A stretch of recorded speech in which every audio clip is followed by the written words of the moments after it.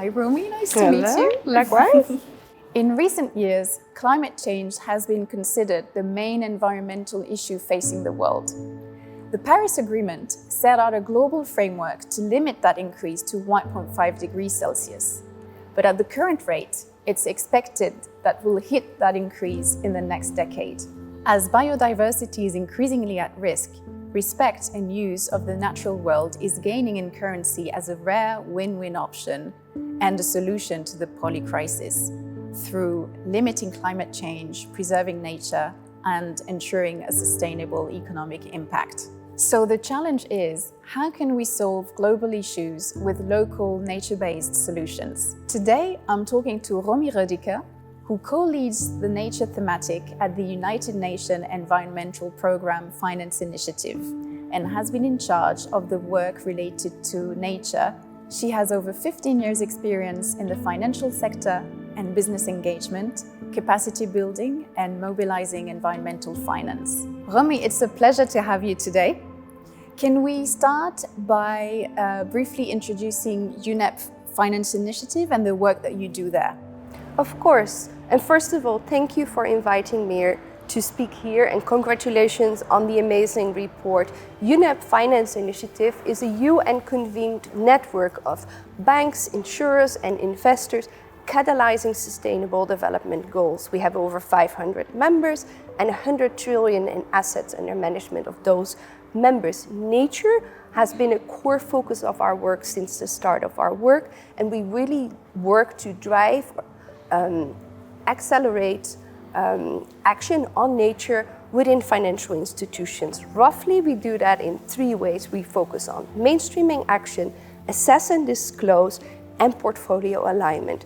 We do that on land, on water, and in oceans, and we do that within a wider enabling environment. In that way, UNEP FI's nature team is a gateway for action for financial institutions within the convening power of the United Nations. It's great that you mentioned action, because our report refers to the ambitions of the Global Biodiversity Framework, which wants to slow the destruction of nature. What can governments, corporates, and individuals do at a practical level? Thank you for that question. Let me take a small step back first. An estimated 1 million species are under threat of extinction in the near future due to human actions. So this includes, large charismatic species like tigers and elephants, but also much lesser known species that provide vital services to our economy. So they create soil purification, they make sure that we have clean water, they sequester carbon. And for humans, the erosion of genes, species, and ecosystems really unravels that web of life that we all depend on. For that reason, we as UNEP FI were very happy that 196 nations came together just before Christmas to really create what the UN Secretary General calls the Peace Treaty with Nature. And in its apex targets, which is equivalent to 2.1C in the Paris Climate Agreement, it calls for halting and reversing nature loss. The Global Biodiversity Framework also speaks about a whole of society approach. So it's not only what non-state actors can do, but it's much more about what they must do. Since the GBF was created, we have been creating briefings for our different members. So we have a paper for banks, we have one for investors, and we have one for insurers in the making, in which we really discuss with them what are the implications of the GBF and how can you support to realize the goals and targets by aligning your portfolios with the actions of the GBF.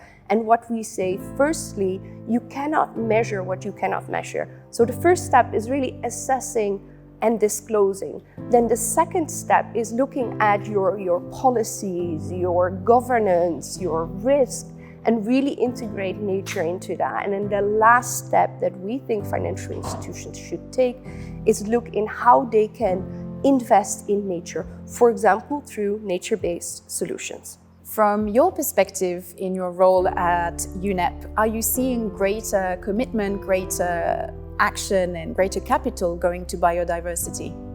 Absolutely. So according to industry experts, nature is the fastest evolving ESG team in global capital markets. But we also see it within our own team. We have grown immensely in the past 3 years, and that's just because there's so much demand for the work that we bring. And it's also important because organizations increasingly realize that nature is not just an externality. You know, the WEF and other reports really have shown that over half of our GDP is dependent on nature. But what people then often forget to realize is that the other half of GDP is still reliant on nature, just for a lesser extent. That's why I'm so happy that it's no longer ecologists or biologists speaking about the importance of nature. It's people like Frank Alderson, who's on the ECB supervisory board, who says nature risk is not some fuzzy animals hippie type of thing. This is core economics. And what we see is that today, around half of our 500 members are taking some sort of action on nature. Many of them are learning, they're building their capacity, they're hiring new people, they're starting actions, but others are more advanced. We have a TNFD, so Task Force on Nature-Related Financial Disclosures, piloting program, and in that we had over 50 of our members really take a journey into the unknown and try to apply TNFD's recommendations ahead of them coming out and provide important feedback to the development of those recommendations. So for us, nature is no longer the elephant in the boardroom for financial institutions, but it's much more about what and how can we act on nature. And that's where we as UNEP FI Nature Thematic try to support. UNEP's State of Finance for Nature report suggests that £384 billion per year are needed by 2025, and they need to come from private investment. How can we reach this target, and how should this investment be used? Yes, so first of all, nature-based solutions are natural solutions to societal goals. So they range from things like forests, to, for example, the Japanese bullet train, which was inspired by biomimicry. So the kingfisher can make a splash into the water without making the water go up. So nature-based solutions are working with nature to help nature. And what we have seen is that at this moment, it's mostly public finance that is going into these nature-based solutions. So what we need is private finance to really step up their acts. So it needs to double and then triple to really realize the climate goals, the stop biodiversity loss, but also support land degradation targets. And what we as a UNEP FI try to do for our members is that we have a webinar series in which we look at different ecosystems. So for example, coastal ecosystems or forests, and we really showcase them examples of how you as a financial institution can start investing with nature. Because the problem is that it creates a need for a different risk appetite, in different scaling, a different structuring. And I've never worked within a financial institution, but what I learned working with them, financial institutions, they don't like risk. They want things to be a bit boring. And nature-based solutions they're different. They're more inspirational, but they're also more complex. So they take more time to develop.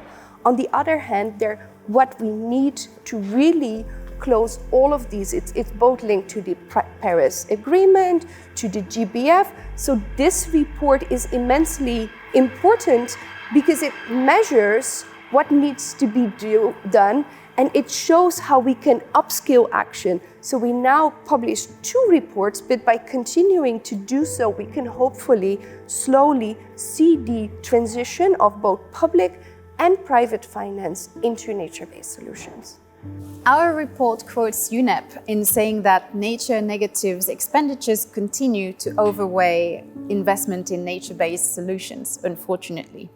How are governments and corporations responding to this challenge, and are they putting the priority on the right things? So in the previous question, we spoke about the positives, so really about Target 19 and the 200 billion additional funding that is needed. In this question, we're looking at the 500 billion estimated nature negative finance streams. So these are things like agricultural subsidies that are really, draining the soils. So what we need as part of the GBF is this whole society approach. So consumers need to realize that they need to pay the true price for the products they consume. It means that financial institutions need to start disclosing their nature-related risk. And for governments, it means that they need to repurpose subsidies that are harming nature at the moment. And that's not an easy task. For example, if you look in the EU with agricultural subsidies, this is a very emotional topic. Yeah. But I think we need to repurpose them in such a way that they benefit farmers instead of harming them in the longer run. So a very important process that is part of this CBD now is that 196 nations have come together, but all of these nations are now going back to the national level to update their MBSEPs, which is the NDC equivalent for biodiversity. And in there, it's key that there is a financial plan, but also that there is a clear plan on how they can transform these subsidies to be nature positive rather than nature negative. So when we look within a sectoral approach, which I think was the second part of your question, we have, together with Global Canopy and the World Conservation Monitoring Centre here in the UK, developing Encore. And Encore is really a tool for organizations to understand how their production processes both impact and depend on nature. And it has a possibility of visualizing that. What we see is that obvious sectors like agriculture and mining have a high dependency and impact on nature. But what is important to keep in mind when you look at nature-related impacts and dependencies, it's also important to keep into consideration that nature is always local. If you withdraw a liter of water from the Netherlands, where I'm from, which is relatively wet, it will have a very different impact than if you extract a liter of water from Australia, for example. And then also within different sectors, it's important to keep in mind that these sectoral impacts might be very different. Take the difference between cow-based dairy or almond milk. So the production processes are different. And I think that's what makes nature tricky and has been the reason that financial institutions and others have sometimes not been able to act, is the reason that nature is always different everywhere. So there's no one-size-fits-all approach. I'd like to ask you, does it need to be a conversation between different sectors and also between the civil population and the lawmakers as well to arrive to a solution that works for all parties? Do we need to have more conversations or more debates? Absolutely. So as I said, I come from the Netherlands where nitrogen is a huge topic. We have farmers going to The Hague with their tractors, blocking traffic. And I think the issue is that preventing action is that we don't have a dialogue. So obviously the current system isn't working, but we need to have an open dialogue about what the system is that works for everyone. And I think what is the issue nowadays is that that dialogue is very difficult to have with different parties, but it's extremely important. Also for us, from UNEP Finance Initiative, we are of course focused on nature, but the human aspect is a key element in our work. So we're working on a paper, among others, on indigenous peoples and local communities, and how can they be more involved in the development of the emerging biodiversity credit market, because they're now often forgotten in the development of innovative financial products. To conclude this talk on nature-based solutions, do you see an evolution of minds regarding the perception of nature-based solutions? Is it being received well by agriculture, or do we still need to have those debates and more talk about it?